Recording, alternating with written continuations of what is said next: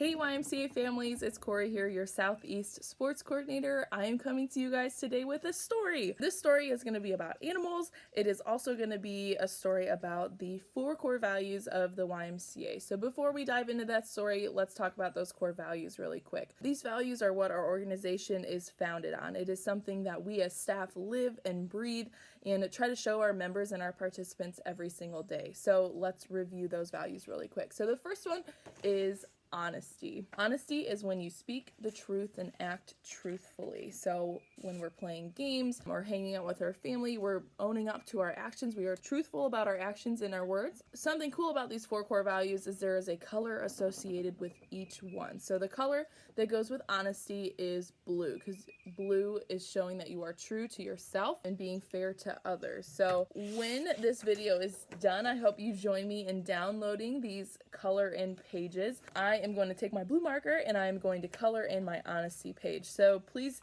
do the same. Post your pictures that you end up coloring and drawing in. We'd love to see what you have come up with. The second 4 core value is caring. Caring is showing concern for the well-being of others, using your words and actions to help somebody out and to show kindness and love to others. So we might not be able to see everybody right now, but you can still be showing that love and kindness even when you're at home, sending a quick video message, sending a care package, whatever you can be doing to go out of your way to show kindness and love is going to be really important during these times. The color associated with caring is red. So again, please join me in coloring in these pages. I'm going to be doing that after this video is done. Download them on the website and show us what you got. Post some pictures on Facebook for us. The third 4 core value is respect. So respect's color is yellow, and it is associated with yellow because we like to pair that together with the golden rule. So the golden rule, and that is to treat others the way that they want to be treated. So when you're interacting with another person, be thinking about their perspective of things. Be thinking about how they might feel after you interact with them or play with them, making sure that we are showing caring and honesty with them as well. So all of these values kind of tie into each other. So again, treating others the way that they want to be treated. The 4th core value is responsibility. So responsibility's color is green because down here we have a little nature scene, because green represents nature and our responsibility to be taking care of the environment. So responsibility can stem a lot farther than just taking care of the environment. It can be taking responsibility for your actions, making decisions, and then taking credit for those actions. So that's a quick description of our 4 core values. Again, be listening to those in our story, and we'll talk about them a little bit more after our story. All right, so let's get started with our story. I have my storytelling buddy, Tommy, here. He's going to be helping me out. This story starts a very long time ago, back when there were no humans roaming the earth. It was just animals like little Tommy here. This was also a time when it was daylight out all the time. There was no nighttime, no moon that came out or anything like that. It was daylight out all the time. So the animals were roaming the earth. They were having a jolly good time. And one day there was kind of just a change in the wind. Some things happened where the animals, they started to argue with each other. And when they started to argue, they were arguing over food, they were arguing over water and resources. Mother Nature looked down and she was not too pleased with how they were acting towards each other. So Mother Nature incorporated a little punishment. She took a giant blanket and covered the earth. So instead of it being daylight out all the time, it was now nighttime all the time. And these animals were not used to that at all. So they were really struggling. They were walking off cliffs, running into trees. They were just having a hard time because they could not see. So once they kind of got their bearings, they got their grounds, some animals decided to take on some leadership. So the bald eagle took on that leadership role. He gave out a caw, calling all of the animals to come join him for a discussion. So as you can imagine, there were a lot of animals there. It was a little difficult to get control of the crowd, but he was finally able to get a word in and said, "Hey everybody, we really need to find a solution to this problem. Does anyone think that they are able to take down this blanket or take care of this problem?" Lots of murmuring. And there was a small voice that came from the crowd that got everyone's attention that said, "Hey everybody, I have an idea, please follow me." The bald eagle listened and by the sound of his voice, he said, I don't know who you are, but you just don't sound big enough or strong enough to take care of this problem. This is a really big problem, so we're going to need a really big animal to do this, and you just don't sound that big. Again, the crowd started to mumble and talk, and then there was a big booming voice coming from the grizzly bear that said, Hey everybody, I have a solution to this problem. He sounded big and strong and brave, so everyone decided to listen to him. The grizzly bear said, It's no problem. I'm just gonna find the biggest, tallest mountain. I'm gonna run up that mountain. I'm gonna jump up, and I'm just gonna rip that blanket down. Easy peasy. Everyone was like, wow, he sounds pretty confident. He sounds big and strong and fluffy, and he is definitely going to take care of this problem for us. So everyone entrusted the big grizzly bear to take care of this problem. So the grizzly bear did just as he said he was going to do. He found the biggest, tallest mountain. He ran up that mountain as fast as he could. He's running. He gets to the top.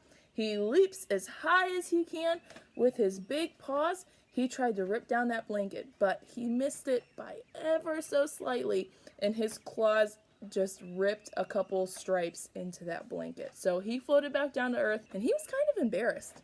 He said that he was going to do this really great, awesome thing to solve this problem. He was unable to fulfill what he thought he was going to be able to do. So he went off into hiding. He did not rejoin the crowd. So the bald eagle and all of the animals, seeing what he was able to do, they came back together, reconvened, started a discussion again. Okay, who has an idea to help solve this problem? Again, there was that small voice in the crowd. Hey everybody, I have an idea, please call on me. The bald eagle again was like, Listen, if the big grizzly bear wasn't able to take care of this problem, I really doubt that you're going to be able to, because you just sound small, and I just don't think this is a job for a small animal. So some more discussion. Finally, there was a voice of the turkey vulture. So let me give you a little insight. Back then, turkey vultures did not look the way that they did. They had this beautiful rainbow head of feathers. They were silky black the rest of the way down. They were very beautiful birds. So the turkey vulture kind of saunters up to the front. He says, Hey everybody, I have an idea, don't you fret. I am a big, strong bird who can fly really high. I'm just gonna fly up there and rip down the blanket. No big deal. Again, he sounded very confident. He sounded strong and big, like he was able to take care of the problem. So everyone entrusted the turkey vulture to do as he said. And he did just that. He was so fast, like the fastest in the nation, that he just took off. He started flying, and then he dove just straight up. He was going straight up towards that blanket to rip it down. He was going so fast, and he couldn't see the blanket, that when he got to the blanket, he didn't stop. His head just popped right through that blanket, and on the other side of that blanket was the hot, hot sun. He popped through and said, "Ah!" and came back down. His feathers burned off of his head. It's crazy. He came back down. He looked like a charred little bird, like he just got electrocuted. He's kind of smoking because his feathers weren't there anymore. He was like, Whoa, I went from being this big, beautiful bird to being this ugly, charred thing. so he, along with the bear, went off into hiding, looking the way that he did. So the bald eagle, again, got everyone's attention of the group, seeing what the turkey vulture did, knowing that he was not successful, brought the group together, and posed the question, Who has a solution to this problem? We're starting to run out of ideas here.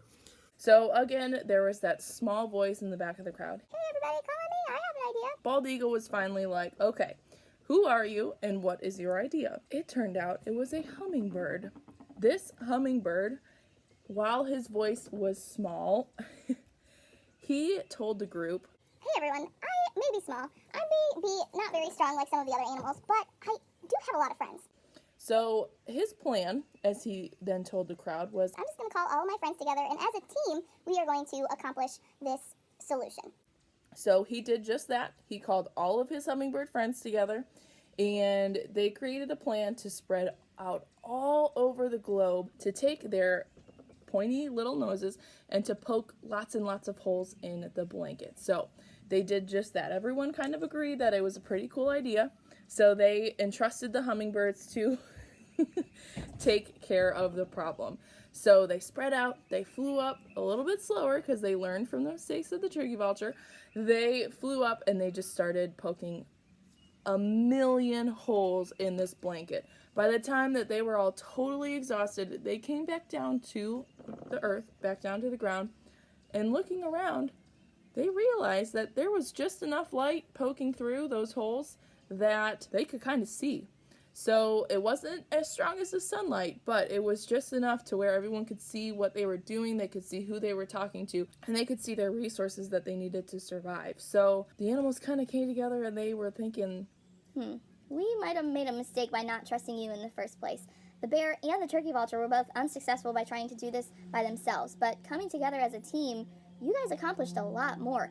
So they went on living as they were. They had just enough light to survive. Mother Nature looked down. She was very proud that the animals finally let the hummingbird do their job. And she was also very proud that they all came together and realized that they may have made a mistake by not listening to everybody in the crowd. So she decided to reward the animals. She made the executive decision to take the blanket off, but only for half of the day. So half of the day it would be off and it would be daylight out, and then the other half would be covered up with the blanket. But it is the same blanket where the bear ripped a few stripes in that blanket. So today, when Mother Nature throws that blanket on our earth today, you might be able to see those stripes that the bear created. So he made the Milky Way. When it's really, really dark out and you don't have any other lights out, you can sometimes see the pink and purple stripes of the Milky Way. It is the edge of our galaxy. It glows really, really bright when it's dark enough to see it. The giant hole that the turkey vulture made with his head, and that is our moon. So again, hopefully tonight you can come outside and you can see the Milky Way, maybe, but you should definitely be able to see the moon. Again, that is the hole that the turkey vulture made. And you can also see all of those tiny, tiny little holes that the hummingbirds made in the blanket. Can you guess what they made? They made the stars! So again, the blanket has the Milky Way, the moon, and the stars in it. They were all created by those animals, and we are very grateful for those animals for finally listening to each other so that we can have our daylight and our nighttime. So that's the end of our story. Hopefully you enjoyed it, and hopefully you were also listening to those 4 core values. Be thinking about which characters showed those values, which characters didn't. With you and your family, please go ahead, print off those coloring pictures.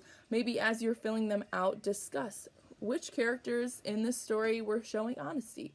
Maybe which characters were not showing honesty. And then go through each one. Caring. Who was showing caring and how did they show that to each other? Respect. Who is being respectful and maybe who was not being respectful, because we can learn from other people's mistakes so that we can do good in the world. And then responsibility. Who showed responsibility? Who did not? Maybe what could they have done better in the future? So that is the story. Those are my questions that I have for you and your family to discuss. So thank you everyone for listening to my story. I hope you enjoyed it and had fun. Have a great day, and we'll see you soon.